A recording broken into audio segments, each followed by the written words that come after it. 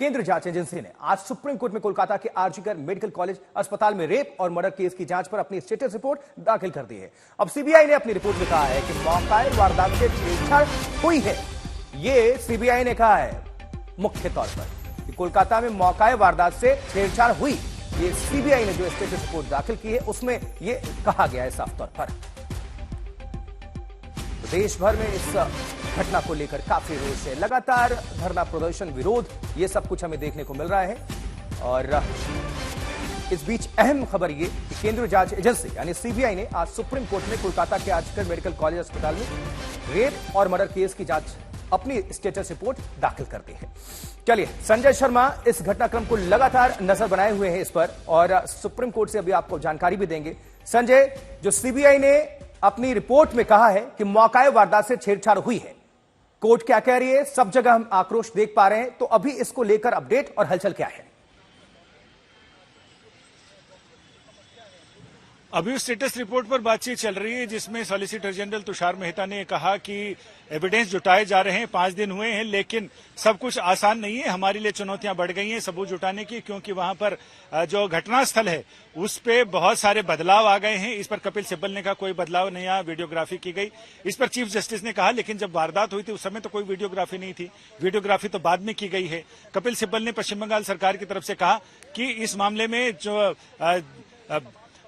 जो seizure list है वो वहां पर मौजूद है, लेकिन सीजर लिस्ट से बहुत सारी चीजें पता नहीं चलती हैं। उसमें अब सीबीआई स्टेटस रिपोर्ट को लेकर कोर्ट को जानकारी दे रही है। कोर्ट ने स्टेटस रिपोर्ट पढ़ ली है, देख ली है, समझ ली है और अब उस पर कोर्ट सवाल भी पूछ रही है और सॉलिसिटर जनरल सीबीआई की तरफ से उसका जवाब भी दे रहे हैं। संजय, अब जब सीबीआई ने यह बात अपनी रिपोर्ट में कही है जो दाखिल की गई है कि छेड़छाड़ हुई मौका वारदात से, तो इसमें अस्पताल प्रशासन, कोलकाता पुलिस और राज्य सरकार किस तरह से कटघरे में खड़ी होती है? कपिल सिब्बल इस मामले में कह रहे हैं कोर्ट ने पहले तो पोस्टमार्टम रिपोर्ट के लिए पूछा, इस पर पोस्टमार्टम रिपोर्ट के बारे में सॉलिसिटर जनरल ने जानकारी दी। अभी कपिल सिब्बल ये कह रहे हैं कि उन्होंने पूरी टाइमलाइन प्रिपेयर की है, पश्चिम कोलकाता पुलिस ने वो टाइमलाइन शेयर करना चाहते हैं, तो अब वो कपिल सिब्बल इस पर टाइमलाइन शेयर कर रहे हैं कोर्ट के साथ। बिल्कुल, कब किस समय क्या हुआ, मिनट्स टू मिनट्स। ठीक है, आप सुनते रहिए और दर्शकों को भी अपडेट करते रहिए। लेकिन जब सीबीआई ये कहती है कि सबूतों से छेड़छाड़ हुई, तो इसको किस तरह से देख रहे हैं आप? ये तो राज्य सरकार के लिए, कोलकाता पुलिस के लिए मुश्किलें बढ़ाने वाली ही हैं।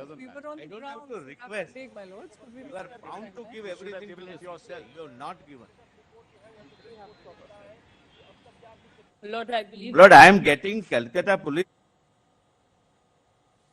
ships have we have records.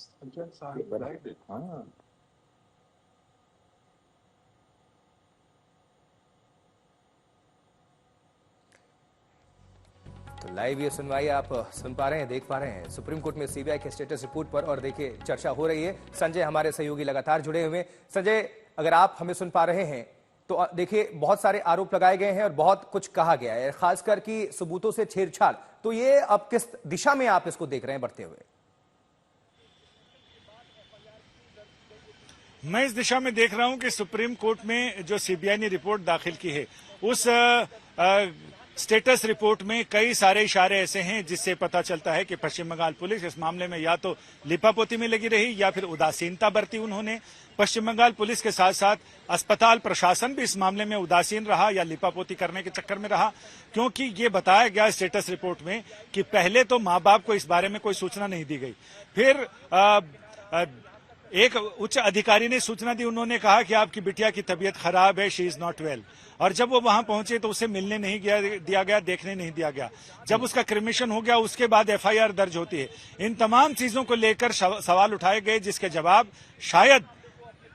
शायद ही पश्चिम बंगाल सरकार और पुलिस और प्रशासन और मेडिकल कॉलेज का प्रशासन संतोषजनक जवाब दे पा रहा हो। अपनी तरफ से तो वो खूब कोशिश कर रहा है जवाब देने की, लेकिन कोर्ट को वो जवाब कितने जचते हैं ये देखना होगा, क्योंकि वो मिनट्स की बात तो कर रहे हैं लेकिन इन सीधे और तीखे सवालों के सीधे और तीखे कोई जवाब उनके पास नहीं है। वो अपनी तरफ से सफाई दे रहे हैं कि नहीं हमने ऐसे किया, नहीं हमने वैसे किया, लेकिन ये तमाम सवाल कुछ कहते हैं कि आखिर सबसे पहले तो ये कि माता पिता को घटना की सूचना समय से क्यों नहीं दी गई, पहले कॉलेज प्रशासन ये क्यों कहता रहा कि उसने आत्महत्या की है, बिना किसी जांच के कॉलेज प्रशासन कैसे वहां तक पहुंच गया, बिना किसी सुसाइड नोट मिलने के कैसे इस नतीजे पर पहुंचा कि आत्महत्या का मामला है।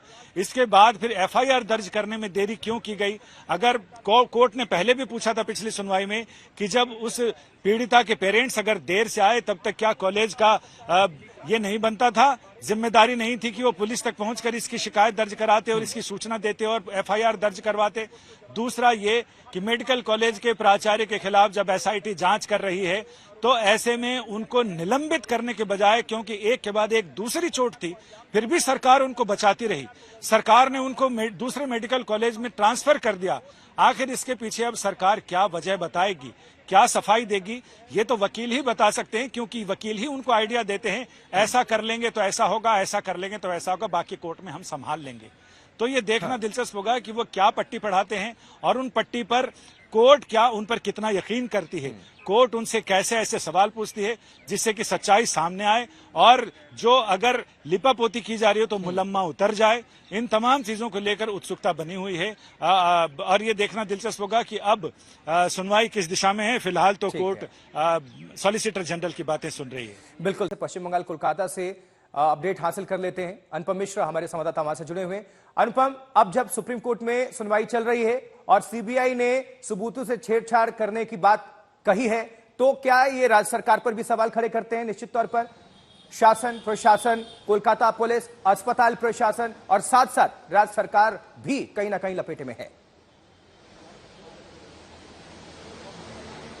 जी देखिए, गंभीर सवाल उठाए गए हैं सीबीआई की ओर से। कहा गया है कि जो क्राइम ऑफ सीन है वहां पे ऑल्टरेशन किया गया है, उससे छेड़छाड़ की गई है। दूसरा जो कहा गया है और जो आरोप पहले भी लग रहे थे कि पीड़िता के माँ बाप को सबसे पहले अस्पताल से जो फोन आया, कहा गया कि आपकी लड़की अस्वस्थ है, बीमार है, वो आए। फिर वहां पे जब आए तो पहले कहा गया सुसाइड है। तो ऐसे में ये गंभीर सवाल हैं जिन पर अब राज्य सरकार जो है, टीएमसी सरकार, उस पर क्या कहती है ये देखने वाली बात होगी। पर हाँ, ये तो काफी गहरे सवाल अभी सीबीआई की ओर से उठाए गए हैं कि जो जांच प्रक्रिया है उसके बाद जो सामने आई हैं बातें, उनमें ये बातें फिलहाल सामने आ रही हैं। धरना प्रदर्शन प्रोटेस्ट को लेकर हर दिन वहां से तस्वीरें सामने आती हैं, तो इसको लेकर क्या अपडेट है?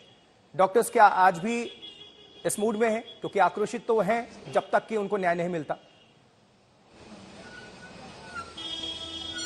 जी देखिए, आज बीजेपी की ओर से बहुत बड़ा एक प्रोटेस्ट होने वाला है। मैसिव प्रोटेस्ट कहा जा रहा है। ये बीजेपी की ओर से कहा जा रहा है। जो स्वास्थ्य विभाग है, स्वास्थ्य भवन जो है सॉल्ट लेक में, उसका घेराव करने की बात बीजेपी की ओर से कही गई है। दोपहर 1-1:30 के आसपास ये रैली शुरू होनी है और ये स्वास्थ्य भवन तक जाएगी। लेकिन पुलिस ये आशंका है कि पुलिस बीच रास्ते में ही रोकेगी तो एक तरह से हंगामा होने के चांसेस हैं। बीजेपी के सभी नेता इस रैली में शामिल होने वाले हैं। इससे पहले कल हमने देखा डॉक्टर्स ने एक विशाल मार्च किया था जो सीजीओ, जो सीबीआई का दफ्तर है, वहां से शुरू हुआ था और ये पहुंचा था स्वास्थ्य विभाग में। स्वास्थ्य विभाग में एक डेलीगेशन भी पहुंचा था डॉक्टरों का। स्वास्थ्य विभाग के अधिकारियों के साथ इस डेलीगेशन की काफी लंबी बातचीत हुई थी और आज फिर बीजेपी की ओर से ये मार्च निकाला जाएगा दोपहर 1-1:30 बजे के बाद।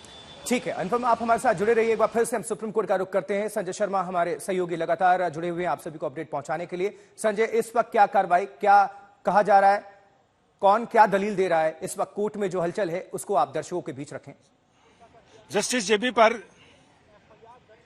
जस्टिस जेबी पारदीवाला ने अभी पोस्टमार्टम रिपोर्ट को लेकर कुछ सवाल पूछे हैं और उन्होंने कुछ ऐसे सवाल पूछे हैं जिस पर उन्होंने ये कहा है कि आप इसका रिस्पांसिबिलिटी से जवाब दीजिए। क्या कोई जिम्मेदार ऑफिसर है जो कोर्ट के सवालों के जवाब दे? कपिल सिब्बल ने कहा कि हाँ ऑफिसर है। तो उम्मीद की जा रही है कि थोड़ी देर में उस ऑफिसर के से कोर्ट सीधे सवाल पूछेगी। पुलिस डायरी और पोस्टमार्टम के वक्त अंतर हुआ, तो पोस्टमार्टम को लेकर क्या अभी दलील दी गई है, उसको लेकर क्या हालचाल है? इसमें पोस्टमार्टम को लेकर ये दलील दी गई कि एक तो पोस्टमार्टम की रिपोर्ट पर कई सवाल उठाए गए हैं और उन्होंने कुछ यूटी को लेकर सवाल पूछे हैं जस्टिस पारदीवाला ने। और इसके साथ ही ये भी पूछा है कि इस पर जो कुछ हमारी क्वेरी है, जो पोस्टमार्टम रिपोर्ट में कुछ हमें नजर आ रहा है कि जिसमें कुछ लेकुना है, उस लेकुना को के बारे में वो जानकारी हासिल करना चाहते हैं और ये पूछा है। इसके साथ ही सॉलिसिटर जनरल तुषार मेहता ने कोर्ट को ये बोला कि पहली एफआईआर पीड़िता डॉक्टर यानी जिसकी मौत हो गई थी उसके दाह संस्कार के बाद 12:15 बजे दर्ज की गई। इसे लेकर भी सवाल उठाए गए हैं। सुप्रीम कोर्ट ने पूछा कि पोस्टमार्टम कब हुआ। इस पर कपिल सिब्बल ने कहा कि 6 और 7 बजे शाम को हुआ। सुप्रीम कोर्ट ने फिर पूछा कि अगर ये अननेचुरल डेथ नहीं था तो फिर पोस्टमार्टम क्यों किया। इस पर यह भी पूछा है कि 9 अगस्त की रात को 11:30 बजे के बाद एफआईआर दर्ज की गई। ये बहुत चौंकाने वाला और शॉकिंग है। अब इन सवालों के जवाब जिम्मेदार ऑफिसर देंगे, जिसमें कोर्ट शायद पश्चिम बंगाल सरकार के वकील के बजाय शासन के अधिकारी से सीधे सवाल पूछेगा, ताकि सीधी बातचीत का सिलसिला चले, जिसमें कहीं कोई बदलाव या कोई चतुराई वाली बात ना हो। तो कोर्ट ये चाह रहा है। परिवार अंतिम संस्कार को लेकर भी सवाल उन्होंने खड़े किए हैं, आरोप लगाए हैं कि दबाव में अंतिम संस्कार जल्द से जल्द करवा दिया गया, जबकि क्या जल्दबाजी थी, परिवार नहीं चाहता था, उनके आसपास के जो डॉक्टर थे वो नहीं चाहते थे। फिर इसको लेकर क्या कहा गया है कोर्ट के अंदर? इसको लेकर अभी फिलहाल तो कोर्ट ने ही सवाल पूछे हैं। पीड़ित परिवार की तरफ से सीबीआई की रिपोर्ट में यह कहा गया है, जिसमें एफआईआर दर्ज कराने के समय को लेकर सवाल उठाए गए हैं, पोस्टमार्टम रिपोर्ट को लेकर सवाल उठाए गए हैं। इस दिशा में सीबीआई आगे जांच कर रही है। और संजय, क्या अनुमान है कब तक ये कोर्ट की जो कार्रवाई है आप देख पा रहे हैं? कितना वक्त इसमें लग सकता है? ये तो कोई भी नहीं बता सकता कि कोर्ट में हो सकता है कि अभी थोड़ी देर में एडजर्न हो जाए और कोर्ट इसमें कोई एक ऑर्डर पास कर दे, या फिर हो सकता है कि सारे दिन सुनवाई चले, या फिर ये भी मुमकिन है कि कल तक के लिए टल जाए, यानी आज सारे दिन सुनवाई हो और फिर बाकी की सुनवाई कल भी जारी रहे। तो कुछ कहा नहीं जा सकता जब तक कोर्ट ऑर्डर सुनाकर। कई बार तो ऐसा होता है कि ऑर्डर हो जाता है, उसके बाद फिर कोई नया पॉइंट आ जाता है और कोर्ट फिर उसे सुनने लगती है। तो अभी ये कहना, और इस पे मुझे लगता है कि हमें इस पर अभी ये नहीं सोचना चाहिए कि कब तक सुनवाई चलेगी। अभी तो ये कि सुनवाई से क्या कंक्रीट निकलेगा, इस समुद्र मंथन से क्या अमृत निकलेगा, कौन सा विष निकलेगा और वो विष किसको पीना पड़ेगा, ये बड़े सवाल हैं जिस पर मेरी चिंता है अभी। बिल्कुल संजय, आप हमारे साथ जुड़े रहिए। कोर्ट में क्या कार्रवाई चल रही है एक बार हम सुन लेते हैं। Yes, yes. Till this point of time, we have not got the answer. What time it was registered? No, my lord is right.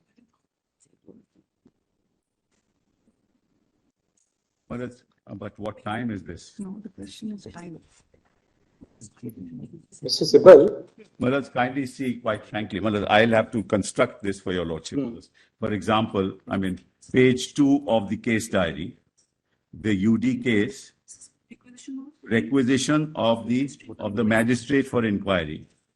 Just kindly see requisition Sharma, for inquest. can you tell us at what time the inquest Panchnama was drawn? Yes, we'll just tell you that. That also we have in a timeline.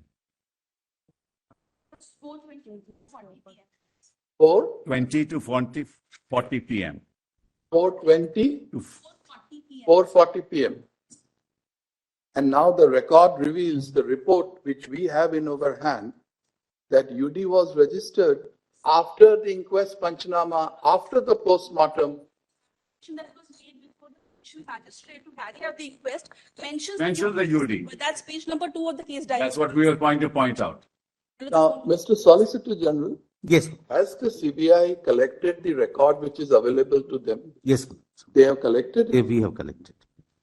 Is any officer present today? Yes, Who is it? the Joint Director, CBI, my lord. Ma'am, you have understood our question. Come to page 12 of your report which has been tendered today. Supreme court से ये सुनवाई जो चल रही है वो आप सभी तक हम पहुंचा रहे हैं और लगातार दलील दी जा रही है दोनों पक्षों की तरफ से।